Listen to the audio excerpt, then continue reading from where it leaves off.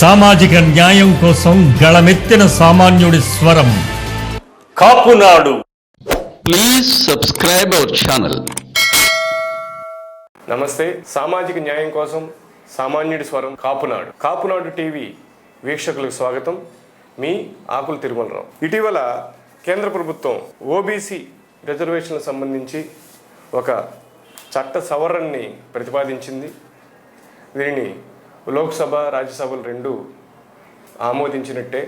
ఈ సవరణను మన రాష్ట్రపతి గారికి పంపించే ఆలోచనలో ఉన్నారు. ఈ విషయాలపై మనతో కూలంకుషంగా చర్చించడానికి, ప్రజలకు సందేశం ఇవ్వటానికి కాపునాడు జాతీయ అధ్యక్షులు శ్రీ గాళ్ల సుబ్రహ్మణ్యం గారు, ఆయన కాపునాడు మాసపత్రికకి గౌరవ సంపాదకులుగా కూడా ఉన్నారు. ఆయన ఈరోజు మన స్టూడియోకి రావడం జరిగింది. స్వాగతం గాళ్ల సుబ్రహ్మణ్యం గారు, నమస్తే. ఈ చట్ట సవరణ గురించి మీకు అందరికీ తెలిసిన విషయమే. ఈ 127వ చట్ట సవరణ కాపులకి ఏ రకంగా ఉపయోగపడుతుంది ఒక పాయింట్ అయితే, రెండో విషయము, పూర్వం టీడీపీ ప్రభుత్వం ఓబీసీ అంటే కేంద్ర ప్రభుత్వం అమలు చేయమన్న ఓబీసీని సగానికి తగ్గించి 5% మాత్రమే కాపులకి ఇవ్వండి అని ఆలోచన చేసినప్పుడు కొంత వ్యతిరేకత వచ్చింది. ఈ విషయమై, ఈ రెండు విషయాల మీద మీ అభిప్రాయాన్ని మా కాపు సోదర సోదరులకు అలాగే సమాజానికి తెలియపరుస్తారని. ముందుగా కాపు, తెలగ, బలిజ, ఒంటరి ఈ 4 కులాల సమాహారం గత 70 సంవత్సరాలుగా సాగిస్తున్న ఈ ఉద్యమం 1960 నుంచి నేటి వరకు ఎప్పుడప్పుడు ఏదో రూపాన్ని ఉద్యమం నడుస్తూనే ఉంది. ఎందుకంటే కాపుల చిరకాల వాంఛ తీసివేయబడ్డ కాపు రిజర్వేషన్స్ని పునరుద్ధరించాలని కాపునాడు పెద్దలు మిర్యాల వెంకట్రావు గారి నుంచి మధ్యలో మంత్రిగడ పద్మనాభం గారు కానీ ఇలాంటి నాయకులందరూ ఏదో ఉద్యమాలకు శ్రీకారం చుట్టి నేటి వరకు చేస్తూనే ఉన్నారు ఏదో రూపంలో. కానీ ఇవాళ కేంద్ర ప్రభుత్వం లోక్సభలో కానీ రాజ్యసభలో కానీ ఈ ఓబీసీ కులాలని బీసీలో చేర్చే విషయంపై రాష్ట్ర ప్రభుత్వాలుగా అధికారం ఇస్తూ ఒక రాజ్యాంగ సవరణ చేసింది. 127వ రాజ్యాంగ సవరణ చేసింది. దీనివల్ల ఏమైందంటే ఎప్పటి నుంచో పెండింగ్ ఉన్న కాపు రిజర్వేషన్ ఆ నినాదానికి ఒక ఊపు వచ్చింది, అంటే ఒక ఉత్సాహం వచ్చింది. ఈ ఉత్సాహాన్ని అందిపించుకోవాలంటే ఇక్కడ కాపునాడు అనేది చాలా కీలకంగా వ్యవహరిస్తూ రాష్ట్రంలో ఉన్న రాష్ట్ర కాపు సంఘీయులందరూ, వాళ్ళు తెలగ కానీ, బలిజ కానీ, ఒంటర్లు కానీ, కాపులు కానీ, వీళ్ళందరూ ప్రభుత్వం మీద ఒక బలమైన ఒత్తిడి తేగలిగితే మన పని చాలా సులువుగా సాఫీ అవ్వటానికి ఒక మార్గం సుగమైంది. ఇక్కడ ఒక విషయం కానీ మీరు అబ్జర్వ్ చేయగలిగి, లోక్సభలో తీర్మానం అయిపోయిన తర్వాత అలాగే రాజ్యసభకి ఈ సవరణ చట్టం బిల్లు రాజ్యసభకు వెళ్ళగానే అక్కడ మన సోదర సభ్యులు పిల్లి సుభాష్ చంద్రబోస్ గారు ఈ బిల్లుపై దీన్ని రాష్ట్రాలకి అధికారం ఇవ్వటం వల్ల చాలా కులాలు బీసీలో చేరాలని, చాలా కులాలు ముఖ్యంగా కాపులు బీసీలో చేరాలని తహతాలాడుతున్నారు. ఇది ప్రభుత్వం మీద ఒత్తిడి తేగలిగితే అది సునాయాసంగా బీసీలో చేరడానికి అవకాశం ఉంటుంది. కాబట్టి దీన్ని నేషనల్ బీసీ కమిషన్ అప్రూవల్తో జాయిన్ చేస్తే బాగుంటుందని చెప్పి చిన్న సవరణ చేయాలని చెప్పి కోరారు. కాకపోతే రాజ్యసభ ఆ సవరణ పట్టించుకోకుండా రాష్ట్రాలకే పూర్తి అధికారం ఇవ్వడం జరిగింది. అది జరిగిన నెక్స్ట్ రోజు ఈనాడు రామోజీరావు గారు తన ఈనాడు పత్రికలో కాపుల్ని బీసీలో జాయిన్ చేయడానికి మంచి అది అవకాశం కాబట్టి దాన్ని వ్యతిరేకించారు. ఆయన ఒక సంపాదకీయం రాసినట్టున్నారండి ఈనాడు పత్రికలో. దీన్ని నెక్స్ట్ రోజు రాజ్యసభలో తీర్మానం అయిన ఎమ్మటే ఈనాడు ఎడిటోరియల్లో రామోజీరావు గారు కాపుల్ని బీసీలో జాయిన్ చేయడానికి అవకాశాలు ఉన్నాయి కాబట్టి దీన్ని మనం వ్యతిరేకించాలని అర్థం వచ్చేలాగా ఆయన ఎడిటోరియల్ రాయటం. ఎందుకంటే ఈ మొదటి నుంచి కాపుల పట్ల ఒక వ్యతిరేకమైన ధోరణి ప్రదర్శిస్తున్న రామోజీరావు గారు కానీ, పిల్లి సుభాష్ చంద్రబోస్ గారు కానీ ఇలా మాట్లాడటం కాపు సంఘీయులందరికీ ఇది చాలా బాధాకరం. ఇంకా ఎంతకాలం మమ్మల్ని అంచిపెట్టి ఉంచుతారు? దీని మీద సంఘీయులందరూ ఏకాభిప్రాయంతో రేపు ప్రభుత్వంపై ఒత్తిడి తేవడానికి ఒక వ్యూహం పనితే తప్ప దీన్ని మనం చిన్న వ్యక్తులు కాపు కులం ముందు రామోజీరావు ఎంత ఒక ప్రశ్న మనం వేసుకోగలిగితే మనం చాలా గొప్పవాళ్ళం, చాలా బలవంతులం. మన బలాన్ని నిరూపించే పరిస్థితి ఇవాళ కేంద్ర ప్రభుత్వం మనకి ఇచ్చింది. ప్రస్తుతం ఉన్న ప్రభుత్వంపై కాపులంతా ఏకతాటి మీద ఒత్తిడి తేగలిగితే మన పని సాఫల్యం అవుతుంది. అదైతే దానివల్ల మనకి చాలా భవిష్యత్తులో కూడా అన్ని రంగాల్లో కాపులు అభివృద్ధి చెందడానికి అవకాశం ఉంటుందని చెప్పి ఇప్పుడు ఈ పిల్లి సుభాష్ చంద్రబోస్ గారికి ఉన్న అబ్జెక్షన్ ఏంటండి? ఎందుకంటే మనం కాపులను బీసీలో చేర్చాలనేది ఎప్పటి నుంచో జరుగుతున్న ఉద్యమం. అలాగే బీసీలకి ఇబ్బంది లేని పద్ధతిలో ఇతర రాష్ట్రాలు, తమిళనాడు అంటే ఇతర రాష్ట్రాలు ఏ రకంగా ఈ బీసీల్లో వేరే కులాలని చేర్చుతున్నారో అలాగే చేయాలని మనం అడుగుతున్నాం. అందరం కూడా ఇప్పటి నుంచో కూడా మీ ఉద్యమ నేతలందరూ కూడా అడుగుతున్నారు, కాపు నాయకులు కావచ్చు, ఎమ్మెల్యేలు.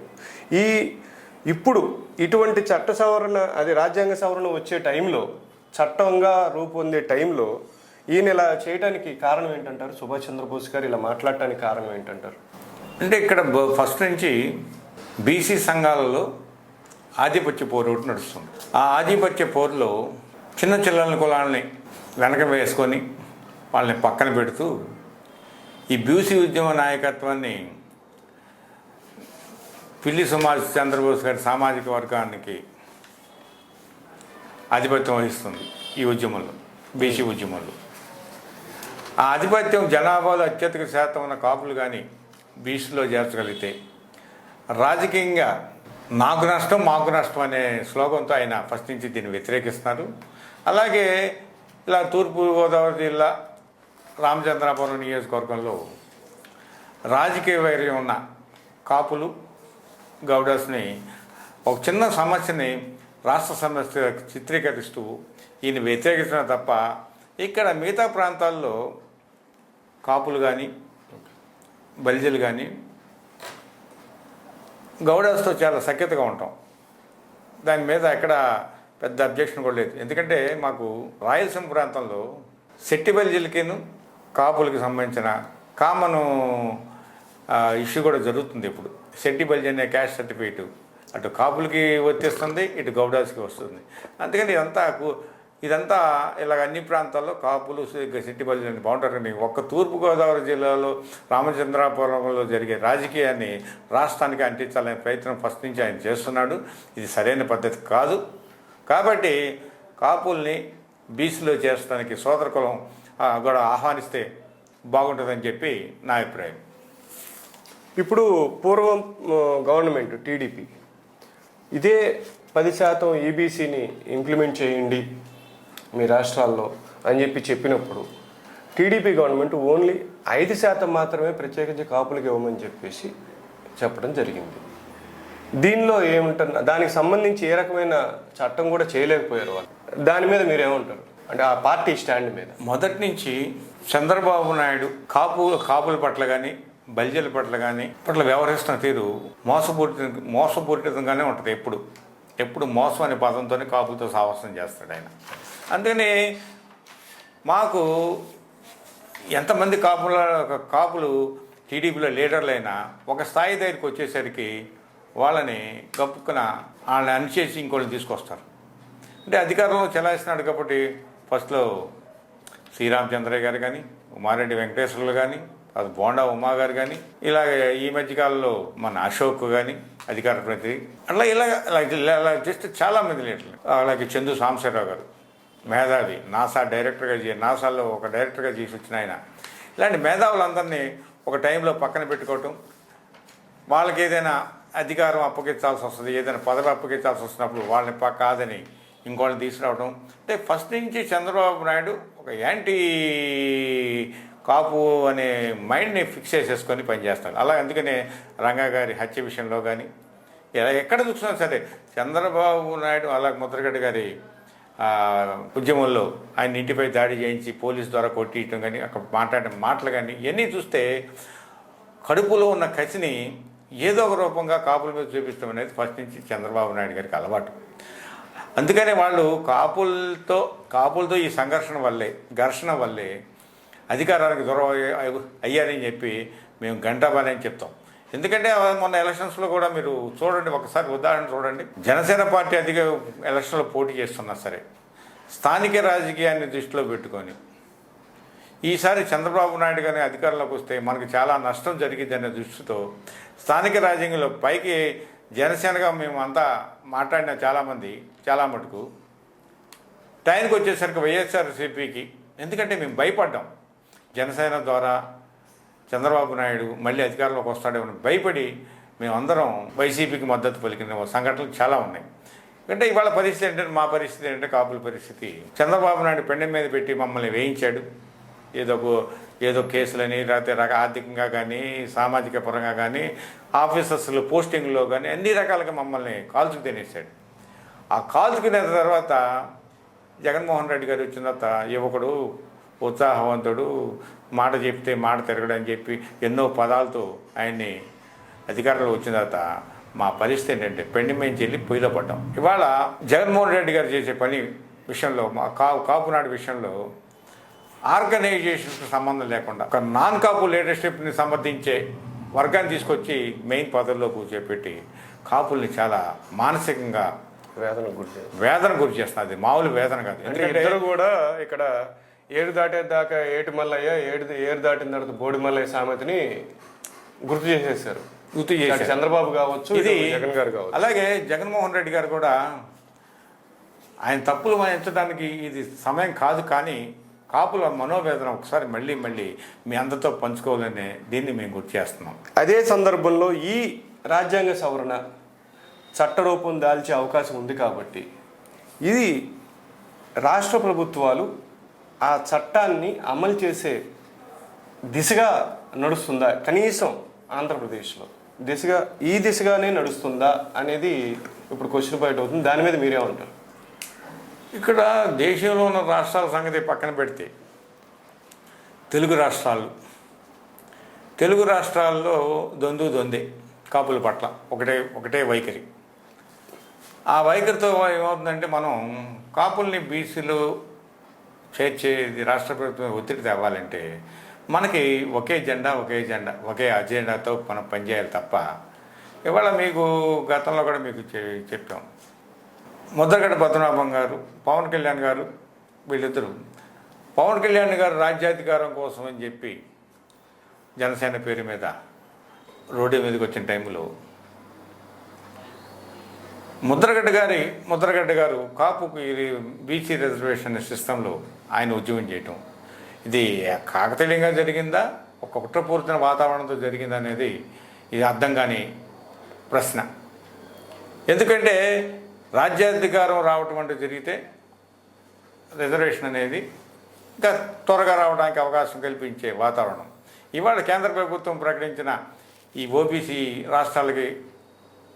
ఓబీసీ ద్వారా రాష్ట్రాలని 127వ రాజ్యాంగ సవరణ అలాగే రాష్ట్రపతి గారు ఇది ఆమోదిస్తే 105వ చట్టం కింద మారింది. ఆ చట్టం ప్రకారం మనల్ని బీసీలో చేర్చడానికి చాలా త్వరగా అవకాశం ఉంది. దీన్ని ఇప్పటికైనా సోదర సంఘీయులందరూ ఒక్కసారి ఆలోచించండి. గ్రూపుల ద్వారా కానీ పోటీ సంఘాలని, అంటే ఈ పోటీ సంఘాలు కూడా ఇవాళ ఎలా ఉంది అంటే ఒక రాజకీయ నాయకుడు, ఒక నాన్ కాపు రాజకీయ నాయకుడు వాడికి అనుకూలంగా కాపుల్ని విడదీయపోతే, కాపులు ఏకమైతే మాకు జరిగే నష్టం అంతా కాదుకొని అది విజయవాడ కేంద్రంగా ముఖ్యంగా రాజకీయ నాయకులు అదర్ కులం వాళ్ళు, ఒక బ్రాహ్మణ నాయకుడు కానీ, ఒక వైశ్య నాయకుడు కానీ, ఒక కమ్మ నాయకత్వం కానీ, అలాగే ఒక కిరాయికి సంబంధించిన మనుషులు కూడా కాపు సంఘాలలో దూరడం, వాళ్ళు గౌరవం తెలుసుకోవడం, ఇవన్నీ చూస్తే ఇవాళ ఈ కులానికి భవిష్యత్తు రానికుండా మన వాళ్ళ ద్వారా అవతల వాళ్ళు ప్రయత్నిస్తున్నారు. దీన్ని గుర్తించమంటున్నాం. గుర్తించి ఈ విషయంలో అయినా సరే కాపులంతా ఏకతాటి మీదకి వచ్చి పనిచేస్తే ఇది మనం సాధించగలం. ఈ 105 చట్టం కింద మారిన తర్వాత ఈ కాపులందరూ కూడా ఏ రకంగా ఉపయోగం పొందుతారు?